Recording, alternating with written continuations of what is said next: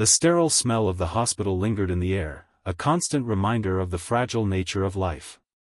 Sunlight filtered through the thin curtains, casting faint shadows across the room where Sarah lay. Her pale face seemed to absorb all the exhaustion, the pain, and the silent anticipation of her condition. She hadn't asked for this. She hadn't asked to be left alone in this sterile world of machines and constant beeping while he, the man she trusted, was making his own decisions in another world entirely. David, her husband of 12 years, had promised her he would be there. In sickness and in health, he had vowed. But the promises made in the heat of love and devotion seemed to have lost their strength as they passed through the years. That morning, Sarah had been admitted to the hospital after an accident. It wasn't severe, but it was enough to keep her there for observation, a series of tests, and a night of rest. David, ever the attentive husband in the early years of their marriage, had been by her side. He had held her hand, reassured her, and promised her everything would be fine. But something had changed between the moments she fell asleep and the hours she woke up. She hadn't seen him much after that. Her eyes had fluttered open only to find the bed beside hers empty, the chair where he had once sat abandoned. His phone was left charging on the table, untouched. A cold sense of abandonment crept into her chest, but she tried to shake it off. After all, it was just a hospital visit. He'd probably gone out for a quick break or to take care of some work. Still, as the hours dragged on and the sun began to dip lower in the sky, the feeling grew stronger. And then, just as she was about to press the nurse's call button, a nurse entered the room. She looked hesitant, her eyes darting between the doorway and Sarah's face. "Mrs. Green? We tried to reach your husband, we couldn't get through," the nurse said, offering a sympathetic smile. Sarah's heart skipped a beat. David had always been reliable. If he wasn't answering his phone, it was strange. He was the one person who always kept his word, the one constant in her life. Yet, this time, something felt off. The hours slipped by slowly as Sarah lay there, alone. She had become a passive participant in her own life, waiting for something to happen, hoping he would show up to break the monotony of hospital routine. But it wasn't until late that evening that the truth came crashing down on her. A simple text message appeared on her phone screen: "I'm sorry, I won't be able to make it tonight. Something came up. I'll be in touch soon." Something came up. That was all.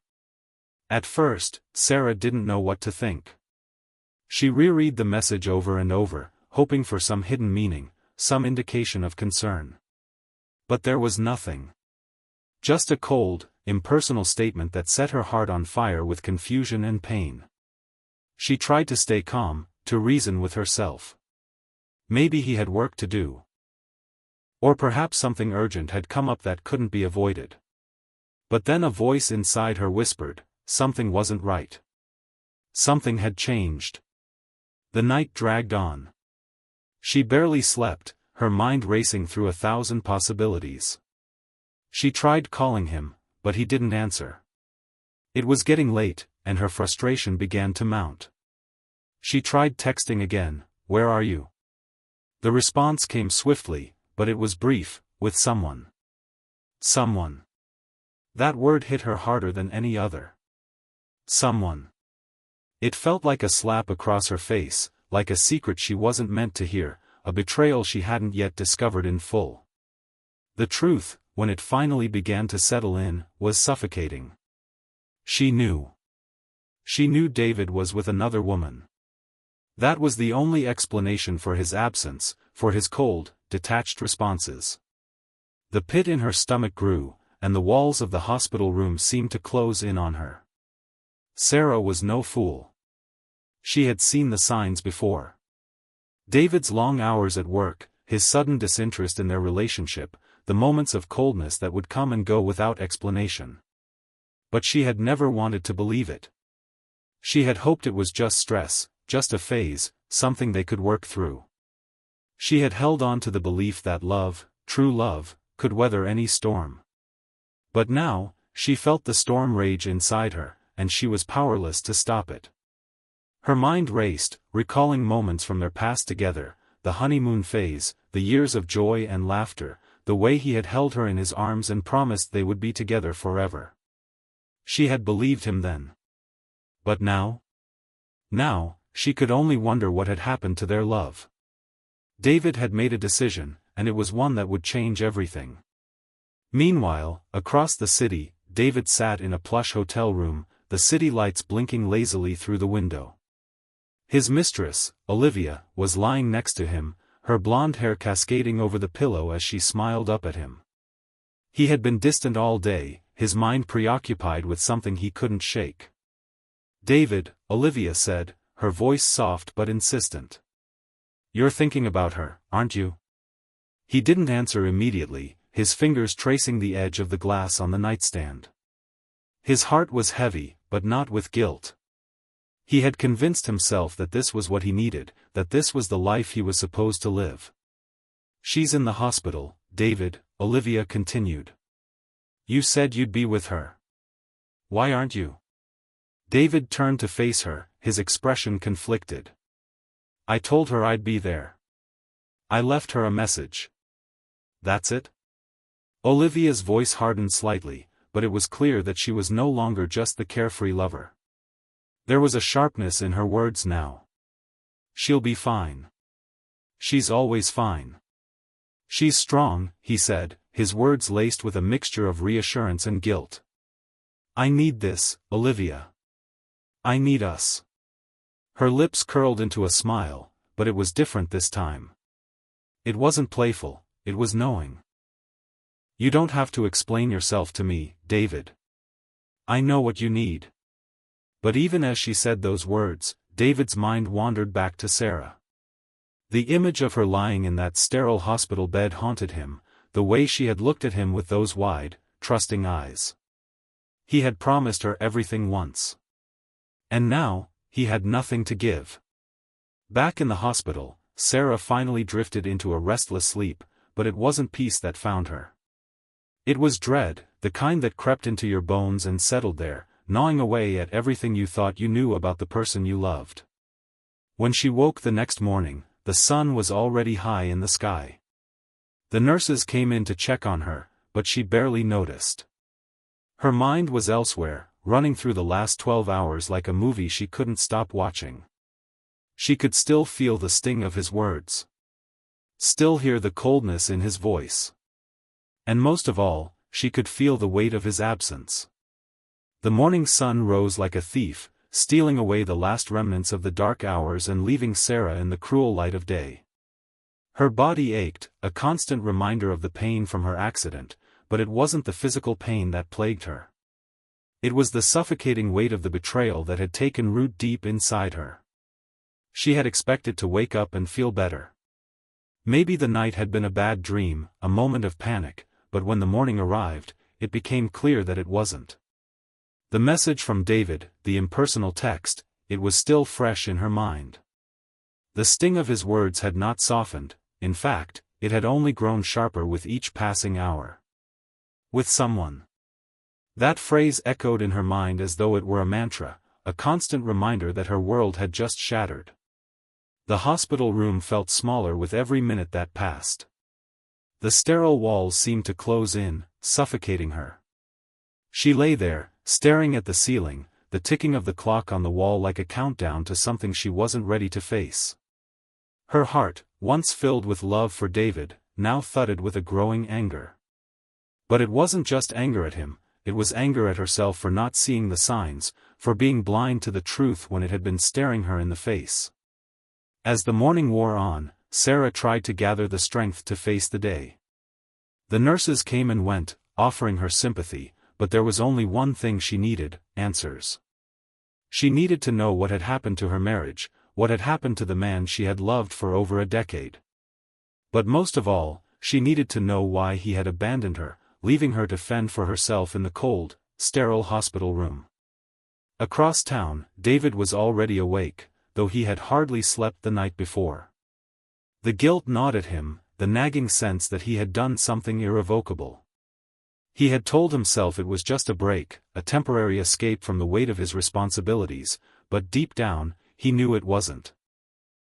He knew he had made a choice that would change everything. The affair with Olivia had started out as something small, a fleeting attraction that had turned into something far more complicated. But now, in the quiet hours of the morning, as he lay beside Olivia, he was starting to realize just how far he had gone. He stared at the ceiling of the hotel room, listening to the soft rustling of the sheets beside him as Olivia stirred. The guilt was relentless, and it was only growing stronger with each passing minute. He had left Sarah in the hospital, alone, and for what? A night with a woman who made him feel alive in ways he hadn't felt in years? Olivia, noticing his restless state, turned toward him. "David," she whispered, her voice laced with concern. "You're not still thinking about her, are you?" He didn't answer right away. How could he? The truth was, he couldn't stop thinking about Sarah. He couldn't stop thinking about the way she had looked at him before he left, the hurt in her eyes that he could no longer ignore. But he had already made his choice, hadn't he? He had decided to walk away from that life, to pursue something new, something that gave him the freedom he had been craving for so long. "I don't know what I'm thinking," he muttered, his voice barely audible. Olivia's hand found his, her fingers wrapping around his with a possessive grip. "David, listen to me. You're here with me now. You're not with her anymore. You made a decision. It's time to stop looking back."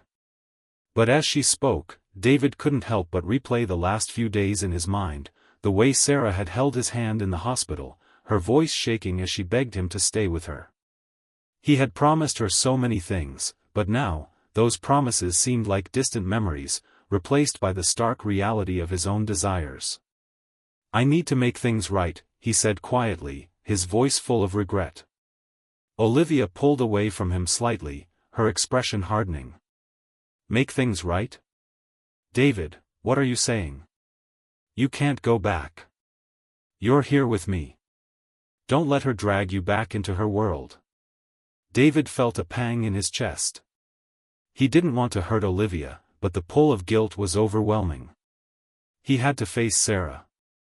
He had to tell her the truth, even if it destroyed everything. Back at the hospital, Sarah finally summoned the strength to call David. Her hands trembled as she dialed his number, her breath shallow in her chest. The phone rang once, twice, then on the third ring, he answered. "David," she said, her voice trembling with a mixture of anger and hurt.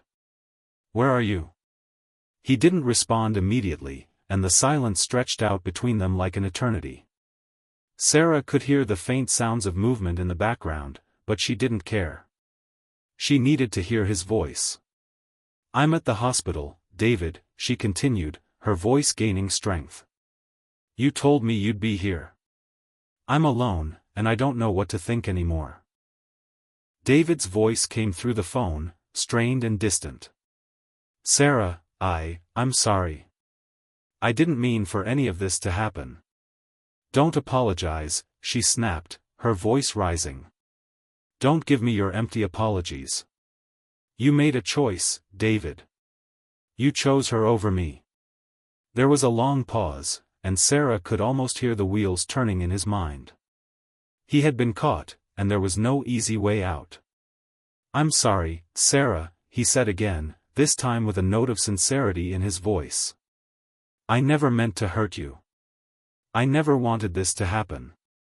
"You never wanted this," she repeated bitterly. "Then why did you leave me? Why did you go off with her? What do you want from me, David?" David sighed heavily. "I don't know. I don't know what I want anymore." Sarah's heart pounded in her chest as she struggled to keep her composure. "You don't know what you want? You know what you've done, David. You've left me to rot in this hospital while you run off with your mistress. And now you're telling me you don't know what you want?" Her words hit him like a punch, and for the first time in days, David felt something close to clarity. He had been running from the truth, from the reality of his actions, but now, in the face of Sarah's pain, he could no longer deny it. "I'm sorry," he said again, his voice breaking. "I don't know how to fix this. I don't know how to make it right. Sarah's anger flared, but it was quickly replaced by a deep sense of betrayal. You can't fix this, David. You can't come back from this. You've made your choice, and now I have to live with it.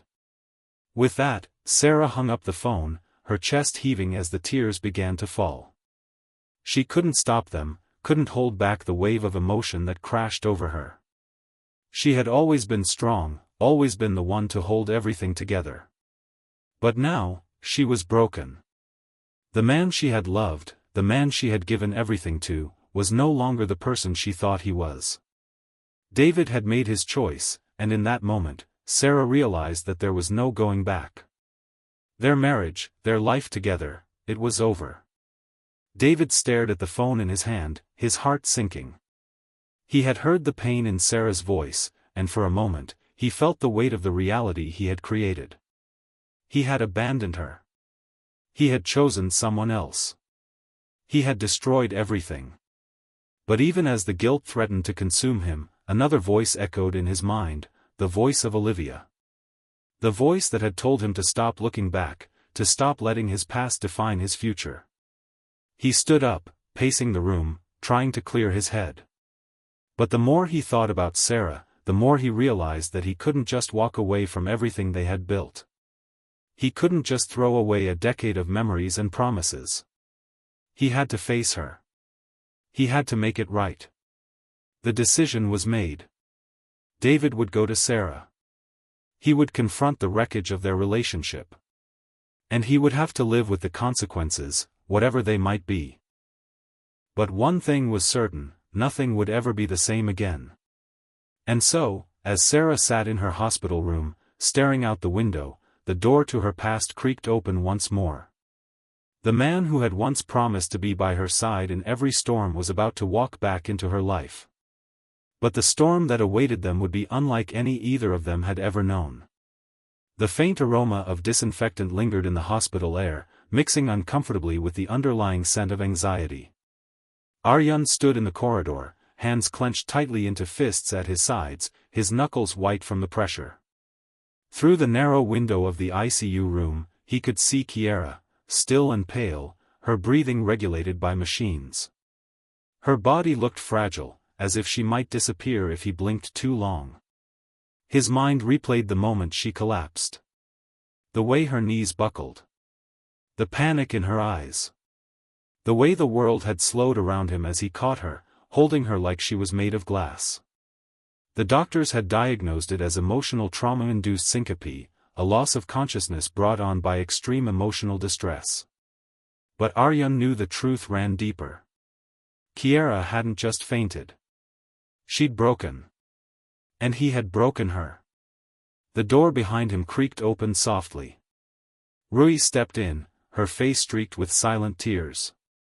She had been by Kiera's side almost every minute since she was admitted. Aryan turned to her, his eyes pleading. Rui, I never meant for this to happen. Rui's eyes flared. Didn't you? You knew how fragile she was, how much she trusted you. Her voice cracked. You were her anchor, Aryan. And you pulled yourself away when she needed you most. He swallowed the lump in his throat. I was trying to do the right thing. I thought, if I let her go, she'd move on. Find someone better. Be happy without all the complications. Rui stepped closer, her voice rising. That's not love, Aryan.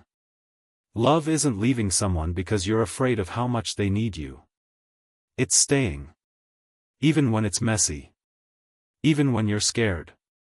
Her words sliced through him. For a moment, he felt exposed, raw and vulnerable, like a child being scolded. But he nodded, slowly. You're right. Rui sighed, wiping at her tears. She doesn't need your guilt. She needs your heart. If you really love her, Aryan, prove it. Not with words. But with actions. Aryan watched her walk away, her footsteps echoing down the corridor. He turned back to Kiera's window. Her face was peaceful, too peaceful. It frightened him more than anything. "I'll fix this," he whispered, more to himself than to her. "I'll fix us." Over the next few days, Aryan didn't leave the hospital. He sat by Kiara's bedside, holding her hand, telling her stories of their childhood, their teenage adventures, the first time they kissed. He even sang the off-key version of their favorite song that she used to laugh at. But she didn't wake. Each day, her vitals improved, but her consciousness remained locked away. As if her mind was afraid to return to a world that had hurt her so deeply. Back at home, Rui found an old journal Kiara had kept. Torn pages, dried petals between entries, doodles in the margins. She debated for hours whether to give it to Aryan. That night, she handed it to him without a word. He opened it with trembling fingers. The first few entries were from their early college days, Kiara gushing about her growing feelings for Aryan. But soon, the tone shifted. The entries turned darker. "He doesn't look at me the same anymore. I try to smile through the silence, but it hurts. Sometimes I wonder if I'm too much. Too emotional. Too broken. I love him. But maybe love isn't enough." Aryan's chest tightened with every word. By the time he reached the last entry, he could barely breathe. "I wish he knew that even when I'm angry or distant or scared, I'm still his. I always have been. I just need him to fight for me, the way I'd fight for him." Tears streamed down his cheeks, soaking the pages. For the first time, he truly understood the depth of her pain. And how little he had done to soothe it. Kiara woke up 3 days later. The first thing she saw was sunlight filtering through the blinds and Aryan, asleep with his head resting on the edge of her bed, holding her hand. Her fingers twitched. He stirred. His eyes fluttered open, and when he saw her looking back at him, he shot up, eyes wide. "Kiara."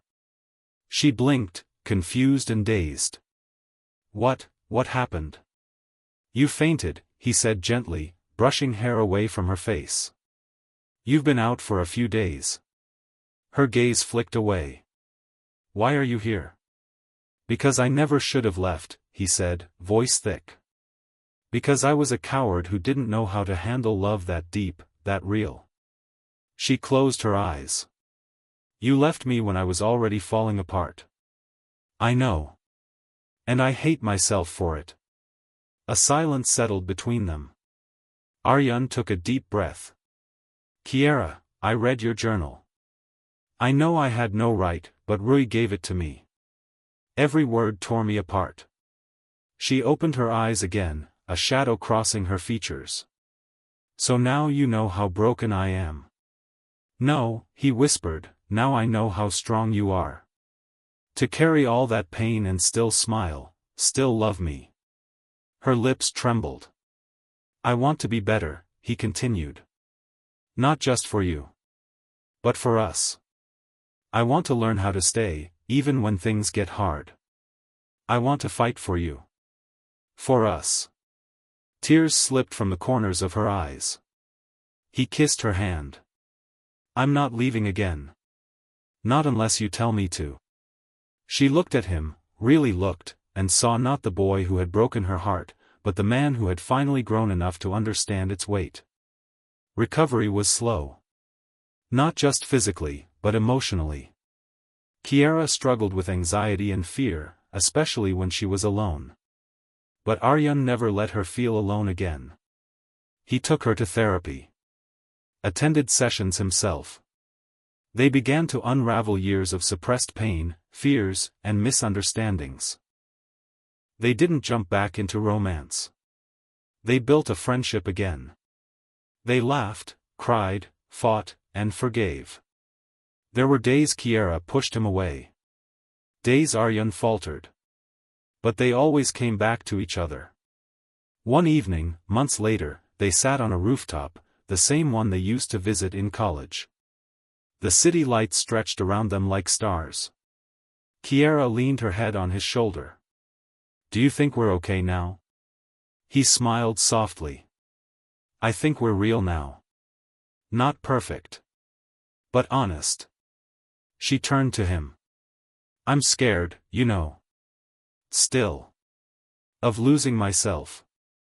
Of losing you. He took her hand. Then let's be scared together. And brave, together. And for the first time in a long time, she felt safe. Not because everything was fixed. But because this time, they were fixing it together. Rain poured down over the city, drenching its streets, cleansing them in a way only nature could. Aryan stood by the window of their small apartment, watching the world blur behind streaks of water. The rhythmic sound of raindrops against glass usually calmed him, but not today. Behind him, Kiera was silent, curled up on the couch with a blanket wrapped around her shoulders. The atmosphere between them had shifted, subtly but undeniably. Weeks had passed since the hospital. Their bond had grown, but so had the tension. Unspoken words lingered in the air like thunder waiting to crash. Rui's moving, Kiera said quietly, her voice slicing through the hush. She got a job in Mumbai. She leaves next week. Aryan turned slowly. That's great, right? Kiera nodded. It is. She's chasing her dreams. A pause. But I'll miss her. I know. She was there when no one else was. Aryan winced. He understood what Kiera meant, even if she hadn't meant it to hurt. I'm trying, Kiera. I know, she said, eyes still fixed on the rain. But sometimes, it still hurts. The memory of everything. It creeps up when I least expect it. He sat down beside her, careful not to intrude on her space. I don't expect you to forget. I just hope you believe in what we're building now. Kiera looked at him, eyes shimmering, not with anger, but vulnerability. I do believe in us. But healing doesn't come with a deadline, Aryan. I need time. He reached for her hand. This time, she didn't pull away. In the days that followed, life resumed its quiet rhythm. Kiera began painting again, something she hadn't done in over a year. The canvas became her therapy, each brushstroke a step toward reclaiming parts of herself that had been buried under pain. Aryan, meanwhile, dove deeper into his own healing. Therapy had peeled back layers he hadn't known existed, old insecurities, childhood fears, the gnawing guilt of never feeling enough. They were two people rebuilding from ashes. And while some days felt like fresh spring mornings, others felt like winter never ended. One Sunday, Kiera suggested a weekend getaway, a short trip to the hill town where they had first fallen in love. Aryan smiled. The same cottage? She nodded. If it's still there. He booked it that night. The road to the hill station wound like a ribbon through thick forests and misty slopes. As the car climbed higher, the world below disappeared. It felt symbolic, like they were leaving the past in the valley and heading toward something new. The cottage, miraculously, was still standing. Old, but charming. The same chipped blue door. The same creaky porch swing. Kiera stood at the threshold for a moment, memories crashing over her. She remembered their first visit. The laughter. The night spent talking until dawn. The promises they made, too young to know how hard they'd be to keep. Inside, the fireplace was still functional, the smell of pine wood familiar. They settled in, made tea, and sat by the fire. Aryan broke the silence. Why here? Kiera sipped her tea.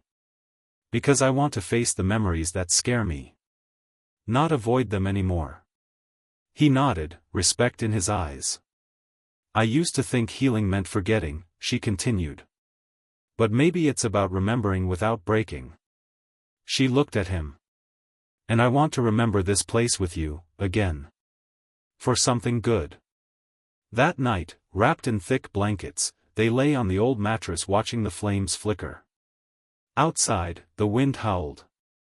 But inside, they were cocooned in warmth.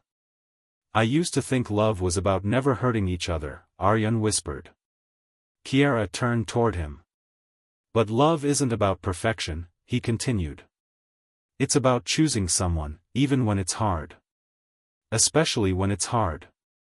She reached out, her fingers brushing his cheek. You're right. He took her hand and kissed it gently. Then can I ask something, not as the man who hurt you, but as the man who's still trying every day to be better? She nodded slowly. He sat up, reached into his jacket, and pulled out a small velvet box. Kiera's breath caught. I don't want to erase our past, Aryan said. I want to build on it. I want to wake up beside you on the hard days. I want to fight with you, laugh with you, cry with you, and still choose you every single time. He opened the box. A simple ring. A silver band with a tiny sapphire, her birthstone. Kiera, will you marry me? She stared at the ring. Her heart thundered in her chest. Tears welled in her eyes. This doesn't mean everything's perfect, she said softly. I don't want perfect, he said. I just want you. A long pause.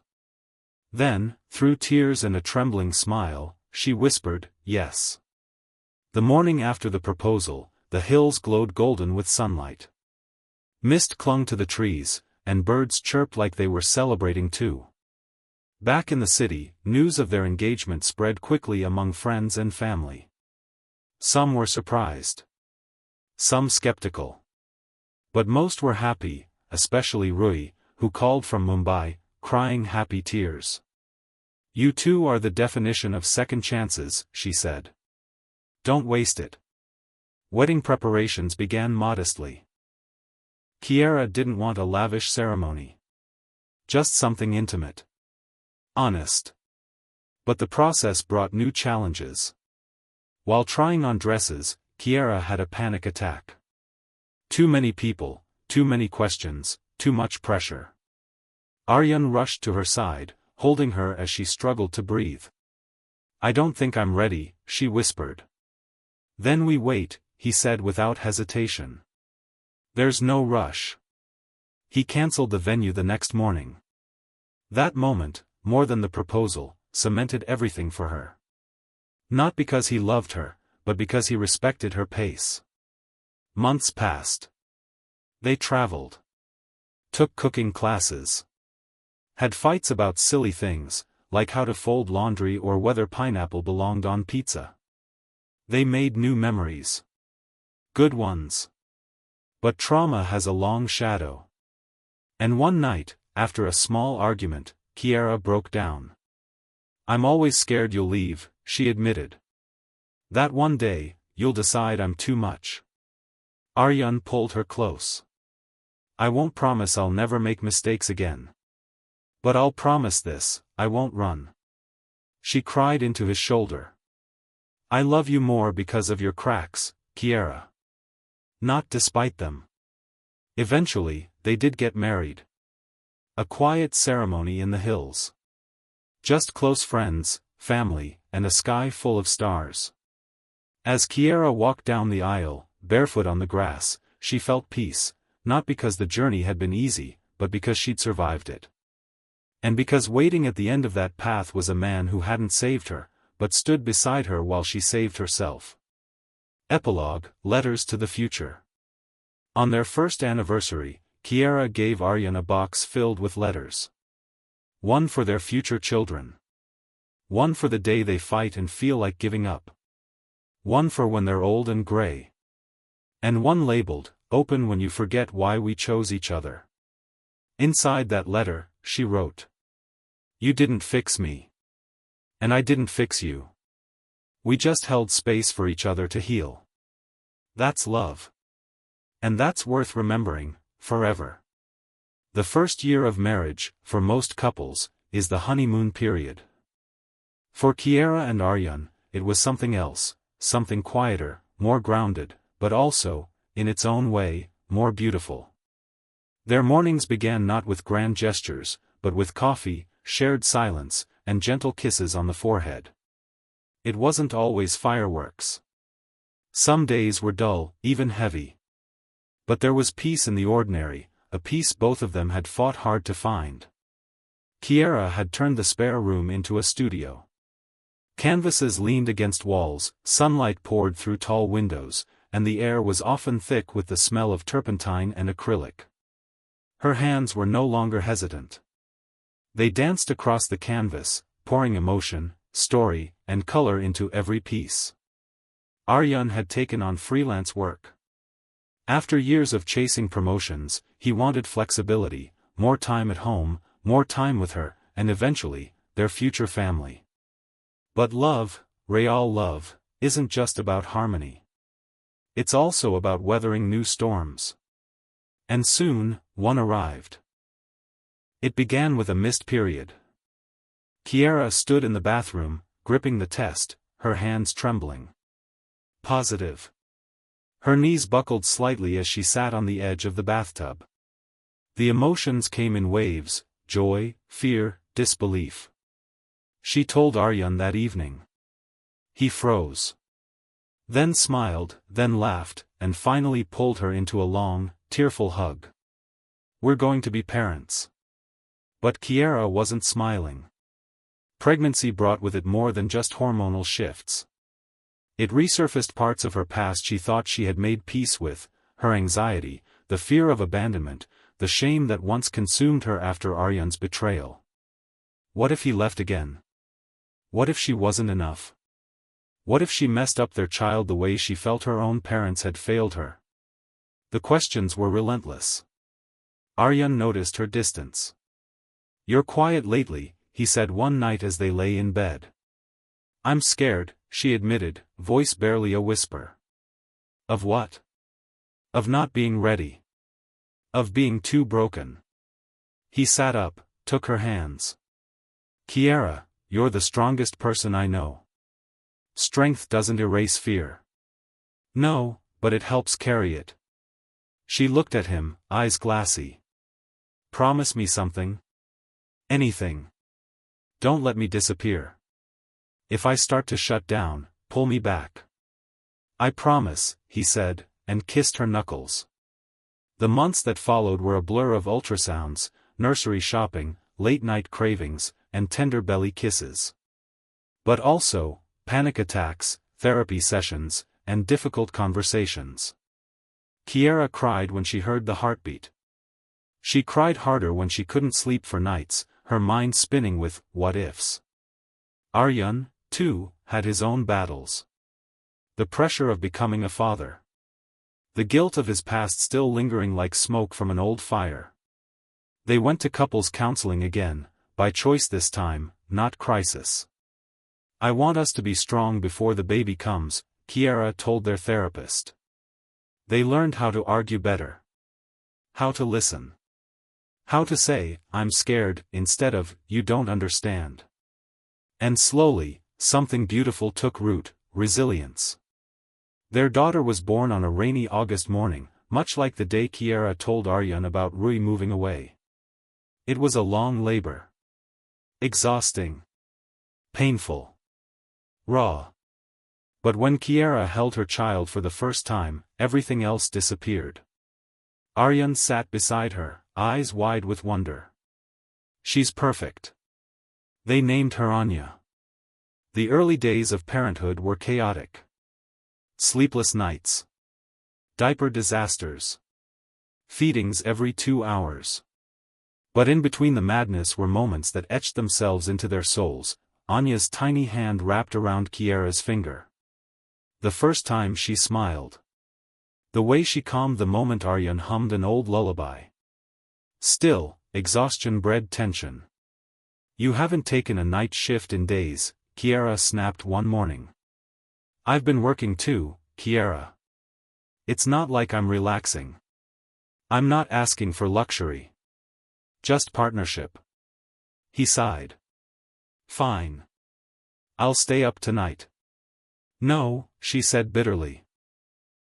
"Forget it." But the silence after their fight wasn't cold, it was exhausted.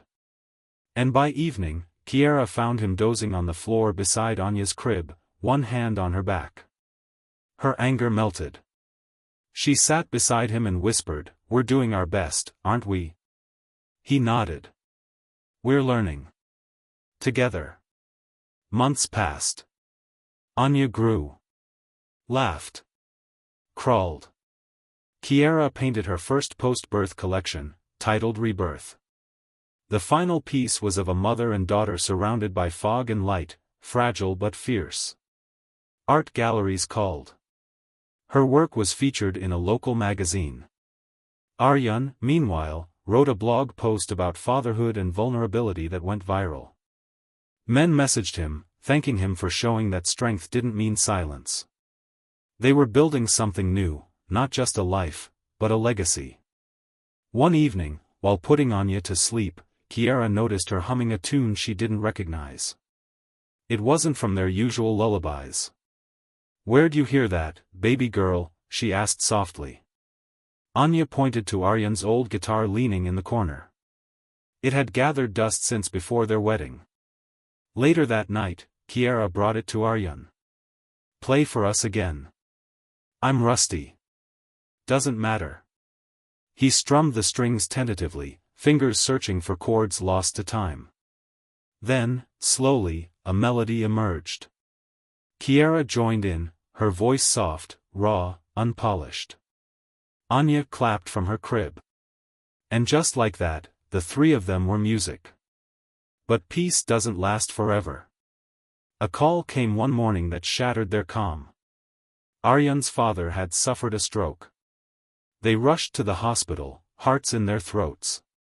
Kiara stayed in the waiting room with Anya, bouncing her gently, whispering prayers. Aryan returned hours later, his face pale. "He'll live," he said. "But, it's going to be a long recovery. He'll need help. Full-time care."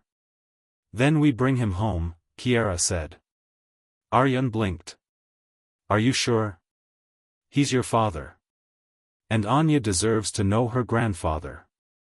So they adjusted. Again. Their apartment grew crowded. Noises overlapped, Anya's laughter, her grandfather's groans of pain, the beeping of machines. Kiara took on more than she should have. Between art, motherhood, caregiving, she was fraying. One day, she snapped. "I need air."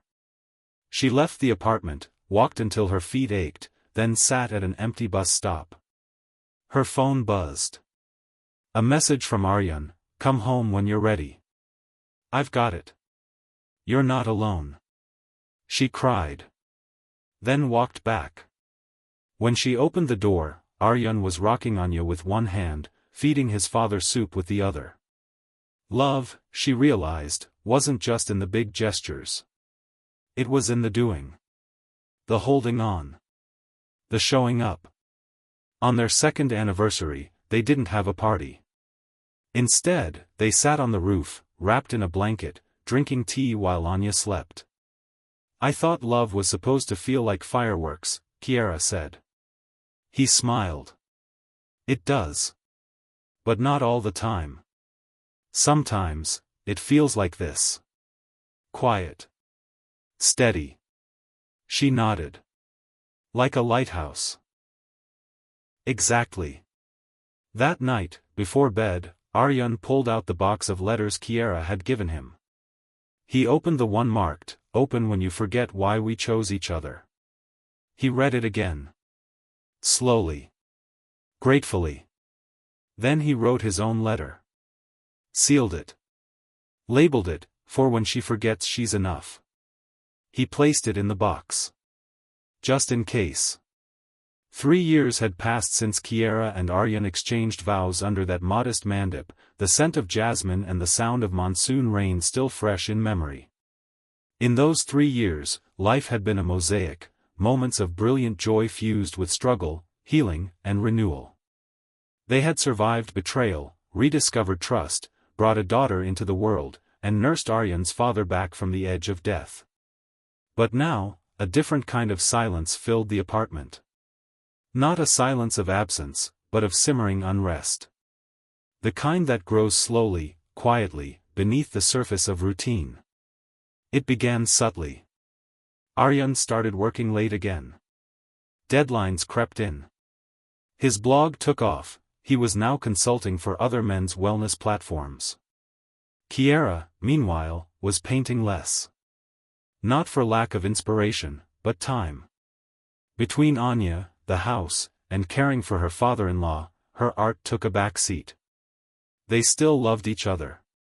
But love sometimes needs more than just presence. It needs awareness. And lately, they were just coexisting. One morning, while packing Anya's lunch, Kiera asked Aryan, "When's the last time we had a conversation that wasn't about schedules or grocery lists?" He looked up, caught off guard. "What do you mean?" "I mean, when did we last see each other?" He sighed. "We're busy, Kiera. That's life." "No. That's surviving. Not living." He paused, then muttered, "I'm doing my best." "I know you are," she said softly. "So am I. But I miss us." He didn't respond. Instead, he kissed Anya's forehead and left. The door clicked shut like a full stop at the end of a sentence that hadn't finished. That night, Kiera found the box of letters. She hadn't opened it in a while. It felt almost sacred now, something they created in another lifetime. Her fingers hovered over a faded envelope labeled, "Open when you feel invisible." She hesitated. Then slid it open. Aryan's handwriting danced across the page. "If you ever feel unseen, let me remind you. I see the way you hold our family together, even on days when you feel like falling apart. I see the strength in your silence and the fire in your laughter. I see the girl who taught me how to love gently, and the woman who teaches me every day how to love fearlessly. You are never invisible to me. Even in the dark, you glow." Tears pricked at her eyes. She knew he loved her. But love, like any living thing, needed care. Intention. Attention. And lately, they'd both forgotten that. The following weekend, Kiera made a decision. She booked a babysitter for Anya. Arranged for a nurse to check in on her father-in-law. Then she picked a small cafe tucked in an old by-lane.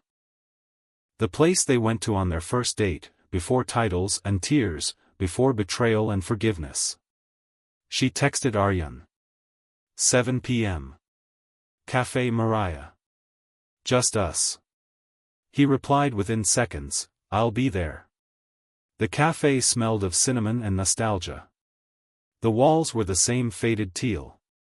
The wooden table in the corner still had initials carved into it, some other couple's declaration of forever. Kiera wore a soft maroon dress. Simple. Elegant. Her hair curled slightly from the humidity. Aryan arrived 5 minutes late. He looked tired, but when he saw her, his face softened. For a moment, they weren't tired parents, overworked professionals, or caretakers. They were just two people in love. Trying. "Hi," he said, sitting down. "Hi," she smiled. There was a silence. Comfortable. Heavy.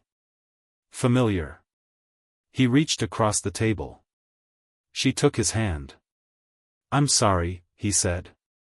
"For what?" "For letting the noise drown us out." Kiera's throat tightened. "Me too. I miss you," he whispered. "I'm right here." "I know. But I stopped looking." His voice cracked. "Somewhere in the chaos, I forgot to see you. And I stopped reminding you." They held hands, words pouring out slowly, like water finding its way through cracks. They talked about the exhaustion, the guilt of not being enough, the slow erosion of intimacy. They didn't raise voices. They didn't blame. They understood. And with that, the silence between them finally broke. They went home holding hands. That night, while Anya slept curled between her favorite stuffed elephant and her star-printed blanket, Kiera and Aryan lit candles in the living room. He played the guitar. She painted on a canvas. It wasn't for money. Or legacy. It was for them. She painted him. He played for her. A simple night. But unforgettable. Over the next few months, they recalibrated. They made time. Tuesdays became us days. Sometimes it was a walk. Sometimes dinner.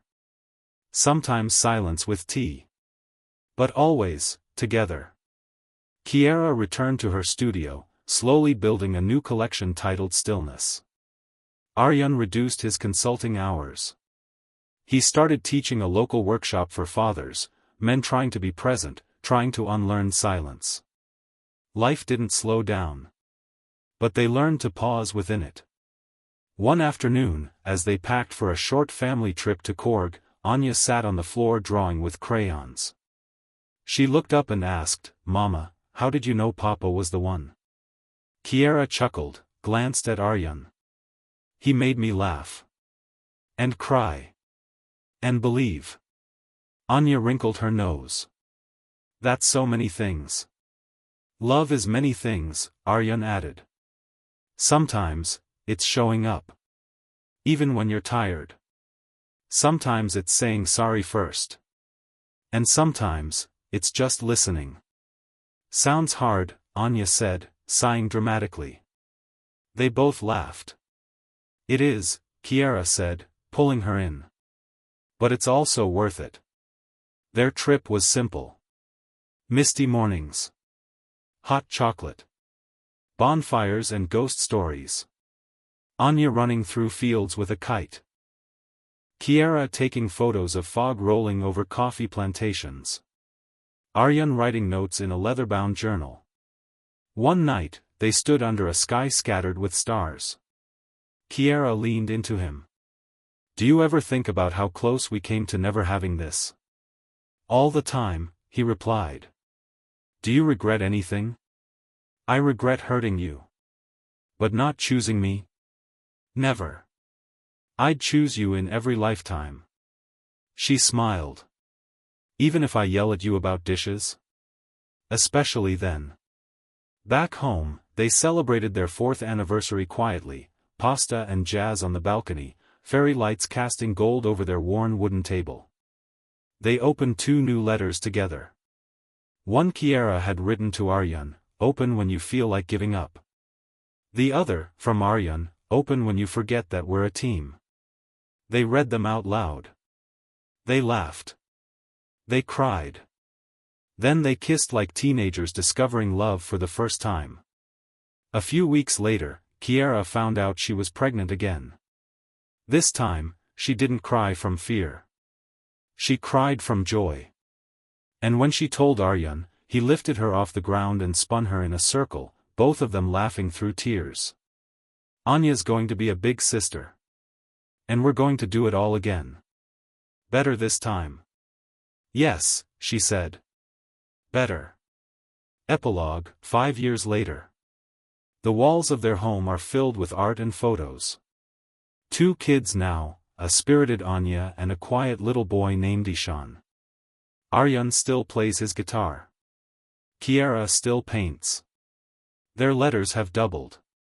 The box is now 2 boxes, 1 each. They fight. Of course they do. But they fight with care. With softness. With the memory of all they've survived. And every night, after stories and lullabies, after the dishes and emails and spilled milk, they sit by the window, holding hands, the city lights flickering like fireflies. Still choosing each other. Still writing love in quiet, steady ways. Forever.